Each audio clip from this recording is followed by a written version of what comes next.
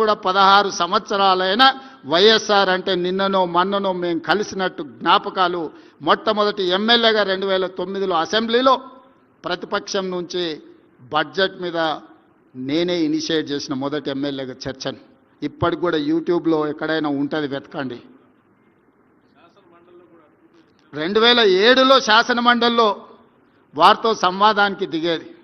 పర్టికులర్గా 2009 బడ్జెట్ సెషన్స్లో ఎట్టయినా రాజశేఖర రెడ్డి గారి దృష్టి ఆకర్షించాలి, రాజశేఖర రెడ్డి గారితో వాదనలో నిలబడాలి అని రాత్రి మొత్తం బడ్జెట్ మీద చదువుకొని ఉదయం ఒక్క క్షణం కూడా నిద్రపోకుండా ఇంట్లో నుంచి సరాసరి శాసనసభకి వెళ్ళి రాజశేఖర రెడ్డి గారి ముందు నిలబడి 53-54 నిమిషాలు బడ్జెట్ మీద మాట్లాడితే మొదటిసారి ఎమ్మెల్యే కదా అని రాజశేఖర రెడ్డి గారు తీసి పడేయలేదు. రాజశేఖర రెడ్డి గారు ముఖ్యమంత్రిగా లేచి నిలబడి నేను మాట్లాడిన ప్రతి మాటకు, నేను చేసిన ప్రతి విమర్శకు ముఖ్యమంత్రిగా వారు సమాధానం చెప్పి ప్రోత్సహించిండు. తర్వాత కలిసినప్పుడు కొత్తగా రాజకీయాలకు వచ్చే వాళ్లకు అవకాశం ఇవ్వాలి, మేము సమాధానం చెప్పడం ద్వారా వాళ్ళని ప్రోత్సహించిన వాళ్ళం అవుతామని నేను కలిసినప్పుడు వైఎస్ఆర్ గారు చెప్పిండ్రు.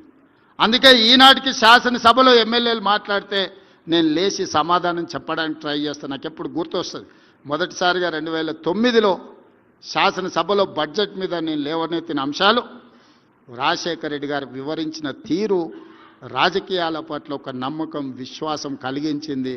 అలాంటి రాజకీయాలు రావాలి.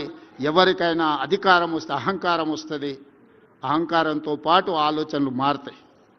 రాజశేఖర రెడ్డి గారు ముఖ్యమంత్రిగా మారిన తర్వాత అహంకారం కాదు, ఆలోచనతో ప్రజలు ఏమి ఆశిస్తున్నారో, ప్రతిపక్షాలు ఏమి సూచన చేస్తున్నాయో వాటిని పరిగణలోకి తీసుకొని పరిపాలన చేయాలని, అంతకంటే ముందు వారు ఉన్న విధానాన్ని మార్చుకున్నాని వారే చెప్పి నాకు కోపం అనే నరం తెగిపోయింది, నేను ప్రజలకు సేవ చేస్తాను రాజశేఖర రెడ్డి గారు ఏదైతే చెప్పినరో, ఈనాటి రాజకీయాలకు రావాలనుకున్న వాళ్ళందరికీ ఇదొక సూచన.